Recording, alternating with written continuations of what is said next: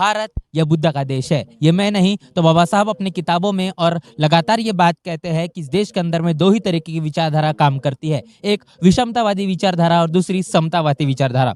विषमतावादी विचारधारा इस देश के अंदर में लगातार सांप्रदायिक माहौल बनाने का काम कर रही है और अपने विचारों का प्रचार और प्रसार करने का काम कर रही है। ऐसे में समतावादी विचारधारा किस प्रकार काम कर रही है, इस बात से हम आपको सीधे रूबरू करवाएंगे। हम लोग इस वक्त खड़े हैं अभी बुद्धगिरी गोरेगांव तहसील के परिसर में, जो कि गोंदिया जिले में आता है और ये महाराष्ट्र की भूमि है। इस भूमि पर हम लोग खड़े हैं और यहाँ पर तमाम बुद्ध को मानने वाले, धम्म को मानने वाले लोगों ने एक कार्यक्रम का आयोजन करवाया है। उस कार्यक्रम से हम आपको रूबरू करवाएंगे किस प्रकार कार्यक्रम का पूरा जायजा है, क्या क्या इस कार्यक्रम के अंदर में है और कैसा ये परिसर है, आखिर इस प्रकार के कार्यक्रमों की आवश्यकता क्यों है। इस कार्यक्रम का नाम रखा गया है बौद्ध धम्म परिषद। इस प्रकार की परिषदों के माध्यम से लगातार इस देश के अंदर में और खास तौर पर जहाँ भी इस प्रकार के अंदर में जो कार्यक्रम किए जाते हैं, इन तमाम कार्यक्रमों के माध्यम से समतावादी विचारधारा का प्रचार और प्रसार करने के लिए लगातार ये काम लगातार चालू रहता है। आपको मैं दिखाना चाहता हूँ कि पीछे मेरे आप देखेंगे बहुत बड़े अक्षरों के अंदर में लिखा हुआ है बुद्धगिरी। ये बुद्धगिरी का पूरा परिसर है। तकरीबन इस जगह पर कितने वर्ष हो चुके हैं, क्या क्या इस पूरी जगह पर है, वो सारी चीजें आपको हम दिखाने वाले हैं, रूबरू करवाने वाले हैं और किस प्रकार का ये कार्यक्रम का आयोजन किया गया है, ये सारी चीजें आपको जायजा हम देंगे। अभी जो हमारे साथी है कैमरामैन हमारे अनिकेत, इनसे मैं गुजारिश करूंगा कि धीरे धीरे हम इस पूरे परिसर के अंदर में जाएंगे और इस परिसर को मेरे साथ में आप दिखाएं कि किस प्रकार इस कार्यक्रम का आयोजन किया गया है। आप मेरे सामने में यहाँ पर देख रहे हैं कि एक बहुत बड़ा एक पंडाल लगाया गया है और पंडाल में काफी सारे लोग बैठे हुए हैं। इसके पहले मैं आपको दिखाना चाहूंगा कि इस जगह पर किस प्रकार के बुद्ध मूर्ति रखी गई है, क्या क्या सारी चीजें हैं। धीरे धीरे अभी हम चल रहे हैं आगे, आपको दिखाऊंगा कि एक पूरा पहाड़ी इलाका है और इस पहाड़ पर आपको काफी सारे चीजें आपको नजर आएगी, जो आसपास का जो एक नैसर्गिक परिसर है। और साथ ही यहाँ पर आप मेरे सामने अगर देखेंगे, यहाँ पर आपको एक बुद्ध की मूर्ति दिखेगी। हम उसको पास से आपको दिखाएंगे किस प्रकार ये बुद्ध मूर्ति यहाँ पर रखी गई है और क्या इसका उद्देश्य है, किस प्रकार इस बुद्ध मूर्ति को रखा गया है। और आखिर ज़्यादा से ज़्यादा तौर पर हम ये देखते हैं और अक्सर हम देखते हैं कि तमाम बुद्ध से संबंधी जितने भी प्राचीन चीज़ें हैं, फिर बुद्ध मूर्तियाँ हो या फिर लेनी हो, गुफाएं हो, ये सारी चीज़ें हमको पहाड़ों पर ही खास तौर पर देखने को मिलती है। इसका क्या कारण है, इसका ये कारण भी आपको इस वीडियो में आपको हम बताएंगे। तो आप मेरे सामने में देख रहे हैं, यहाँ पर बुद्ध की मूर्ति है, नीचे में लिखा हुआ है बुद्धं शरणं गच्छामि, बुद्ध को हम शरण जाते हैं। ये बात यहाँ से हमको समझ में आती है, पाली में लिखा हुआ है। आपको बता दूं कि इस मूर्ति को तकरीबन 11 वर्ष हो चुके हैं और इस मूर्ति के जो 11 वर्ष का स्थापना दिवस है, जो उसी को यहाँ पर मनाने के लिए इस कार्यक्रम का आयोजन किया गया है। साथ ही साथ मैं आपको बता दूं कि जो मैंने एक बात कही कि किस प्रकार की बुद्ध मूर्तियाँ जो होती है या फिर बुद्ध से संबंधी जो विरासत होती है, वो आखिर पहाड़ों पर क्यों होती है और क्या आवश्यकता है इस प्रकार के कार्यक्रम करने के लिए। इस देश के अंदर में लगातार हम देख रहे हैं एक विषमतावादी विचारधारा काम करती है और साथ ही साथ एक मानवतावादी विचारधारा भी काम कर रही है। तो ऐसे में तमाम बुद्ध और धम्म को मानने वाले, बाबा साहब को मानने वाले लोगों का क्या कर्तव्य होना चाहिए, क्या उनका काम होना चाहिए, क्या उनका उद्देश्य होना चाहिए, ये भी हमको देखना समझना आवश्यक है।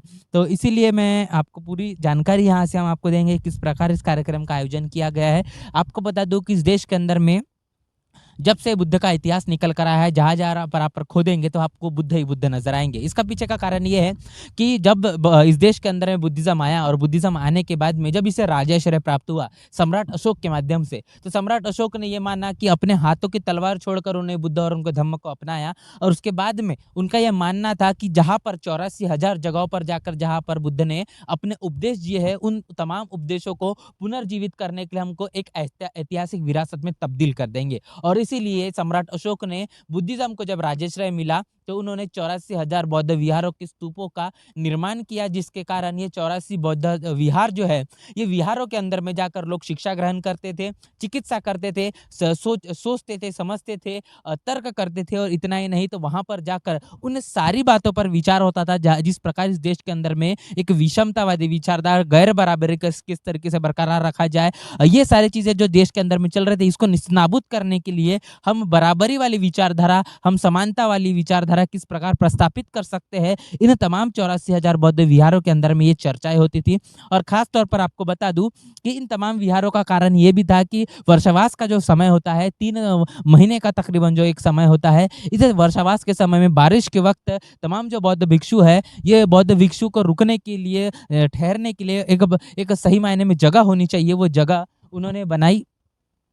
हाँ, वो जगह उन्होंने बनाई और इसीलिए खास तौर पर उनका ये मानना था कि ये तमाम बौद्ध विहारों के अंदर में, बौद्ध गुफाओं के अंदर में भिक्षु रुकेंगे, बातचीत करेंगे, चर्चा करेंगे, तर्क करेंगे और ध्यान मनन चिंतन करके विषमतावादी गैर बराबरी वाली विचारधारा को कैसे हम निस्नाबूद कर सके, ये वहाँ पर वो बातें होती थी, वहाँ पर मनन होता था। और उसके बाद में वो समाज के अंदर में जाते थे और वर्षावास खत्म होने के बाद में उन तमाम विचारों को समाज के अंदर में जाकर बताते थे, जिसके कारण लोगों के अंदर में एक जागृति आती थी, परिवर्तन होता था, प्रबोधन होता था और उपदेश देने के बाद में तमाम जो लोग हैं इनका मन परिवर्तित होता था। और ऐसे में इस प्रकार का जो आप पहाड़ों पर खास तौर पर देखेंगे कि बुद्ध की विरासत है हमको क्यों देखने को मिलती है, तो ये इस पीछे का एक बहुत बड़ा कारण है कि आखिर एक एकांत के अंदर में, एकांत वातावरण के अंदर में, एक नैसर्गिक वातावरण के अंदर में अगर आप ध्यान मनन चिंतन करते हैं तो ये बहुत आसान हो जाता है कि आप इस देश के अंदर में चलने वाली अपने व्यक्तिगत परेशानियों को खत्म कर कर साथ ही सामाजिक परेशानियों को, समस्याओं को किस प्रकार खत्म कर सके। ये वातावरण बहुत ही अनुकूलित हो जाता है, बहुत ही ऐसा वातावरण हो जाता है जिसके कारण हम एकाग्र बहुत आसानी से कर सकते हैं। आप मेरे सामने में देखेंगे ये पंडाल यहाँ पर बनाया गया है, काफ़ी बड़ा भी नहीं है, छोटा भी नहीं है, एक सीमित दायरे के अंदर में एक पंडाल यहाँ पर बनाया गया है। पंडाल यहाँ पर बनाया गया है और आपको इस पंडाल के अंदर में लेके जाएंगे किस प्रकार इस कार्यक्रम का आयोजन किया गया है, कौन कौन से मार्गदर्शक यहाँ पर आने वाले हैं।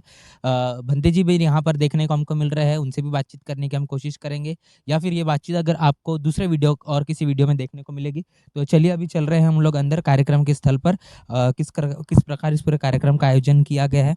आप देख रहे हैं कि काफ़ी सारे लोग यहाँ पर आए हुए हैं और यहाँ पर आप खास तौर पर एक बात नोटिस करेंगे कि ये तमाम लोगों ने सफ़ेद वस्त्र का धारण किया है। और साथ ही इस पूरे कार्यक्रम में आप खास तौर पर एक चीज़ कोशिश करेंगे कि यहाँ पर आपको देखने को मिले पंचशील ध्वज देखने को मिलेगा। और इस प्रकार के जो कार्यक्रम होते हैं, इन कार्यक्रमों के अंदर में खास तौर पर पंचशील ध्वज का बहुत महत्व आता है, जो कि समता, स्वतंत्रता, बंधुता, न्याय, इसका एक हमको एक परिचय देता है। सभी रंगों का अपना एक महत्व है और इस प्रकार इस कार्यक्रम में हम अभी जाएंगे, देखेंगे क्या क्या हो रहा है। थोड़ा सा ठीक है। तो इस कार्यक्रम में आप देख रहे हैं कि एक बहुत बड़ा बैनर लगा हुआ है। इस बैनर पर आप ऊपर में देखेंगे भवतु सब्ब मंगल, अर्थ इसका होता है कि सभी का मंगल होना चाहिए।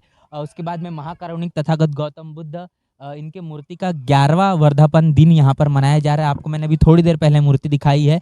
इस जगह को तकरीबन 11 वर्ष हो चुके हैं और लगातार आज के 22 फरवरी को इस दिन प्रत्येक वर्ष इस प्रकार के कार्यक्रम का आयोजन किया जाता है। और इस परिसर के तमाम जो लोग हैं यहाँ पर उपदेश लेकर, प्रबोधन और मार्गदर्शक के माध्यम से एक जन जागृति का लगातार काम करते आ रहे हैं। आपको दिखाऊंगा कि यहाँ पर बौद्ध धम्म परिषद का आयोजन किया गया है।